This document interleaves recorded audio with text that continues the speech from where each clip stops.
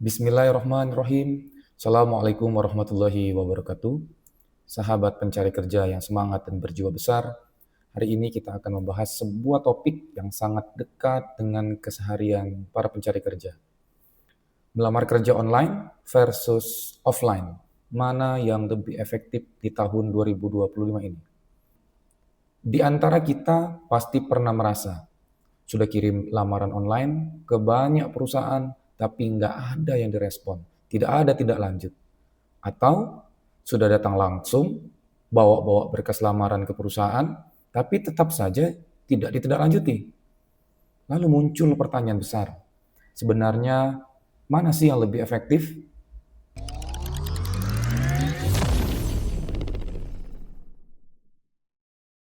Melamar kerja secara online kini menjadi pilihan utama karena lebih praktis, hemat biaya, dan bisa dilakukan kapan saja.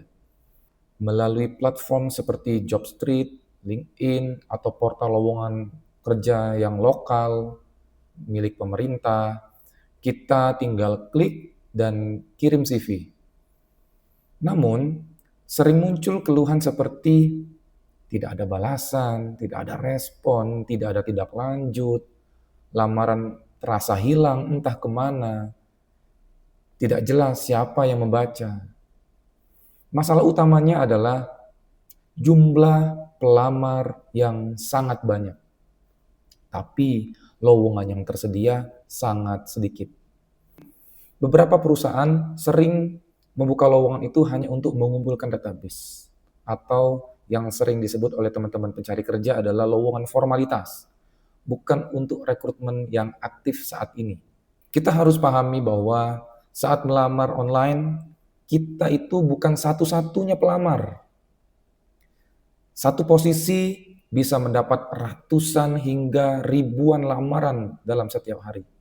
Disinilah pentingnya membangun profil digital yang kuat, CV yang jelas dan rapi, email yang profesional, jejak digital yang baik, dan keaktifan di platform seperti LinkedIn, Jobstreet, dan yang lain-lain.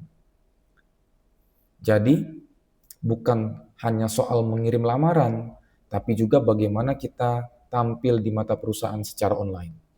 Lalu bagaimana dengan melamar kerja secara offline?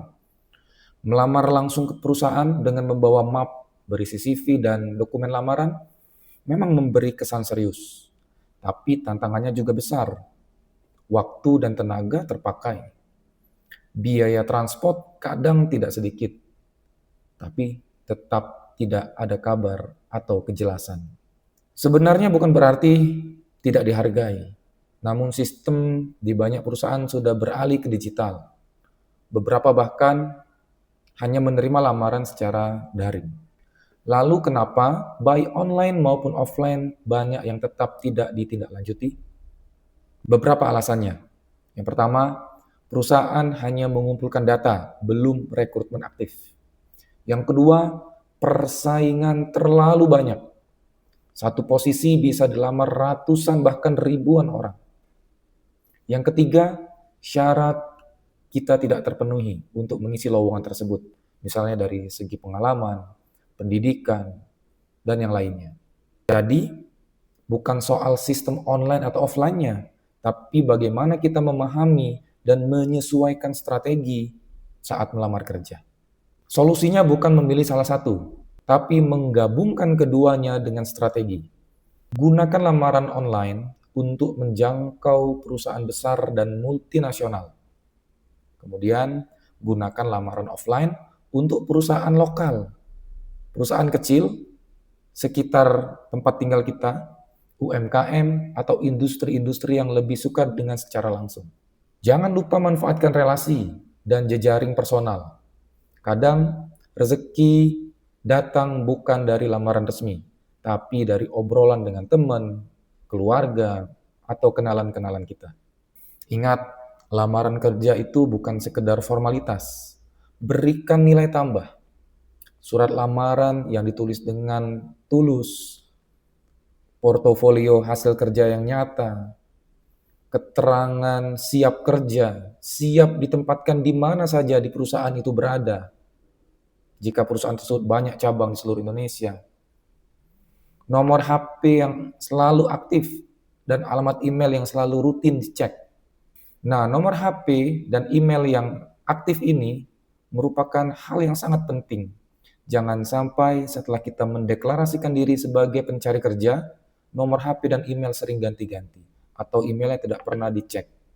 Apabila teman-teman suka ganti-ganti HP, sedangkan sudah sering kirim email, sering kirim lamaran, tiba-tiba mendapatkan panggilan tes dari perusahaan, dihubungi, nomornya tidak aktif, dikirim email, emailnya tidak dibuka, dibuka setelah 1 minggu, 2 minggu, lowongannya sudah tidak berlaku lagi, atau panggilan tesnya sudah melewati masa yang ditentukan, maka teman-teman menghilangkan kesempatan untuk mendapatkan rezeki, mendapatkan pekerjaan.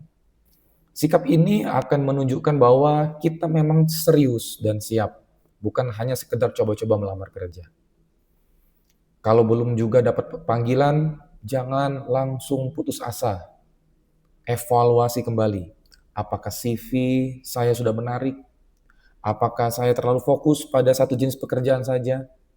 Apakah saya sudah menyesuaikan diri dengan zaman saat ini? Apakah saya terlalu fokus hanya mencari kerja di lingkungan tempat tinggal saya? Tidak mencoba mencari atau melamar kerja di luar tempat tinggal kita? Ayolah teman-teman, buka pikiran. Mungkin bukan saatnya kamu kerja di tempat yang kamu harapkan. Mungkin Allah itu sudah menyediakan, sedang mengarahkan kamu ke tempat yang lain yang membutuhkan tenaga dan pikiran kamu.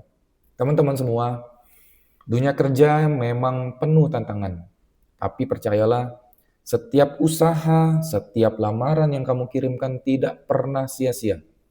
Itu semua bagian dari proses pembentukan mental, ketekunan dan kejujuran kita. Jangan malu jika belum bekerja. Yang perlu kita malu adalah jika kita berhenti berusaha dan memilih untuk menyerah. Teruslah berusaha, tetap jaga sikap, dan perbaiki cara. Rezeki memang tidak mudah, tapi akan datang tepat pada waktunya bagi mereka yang sabar dan ikhlas.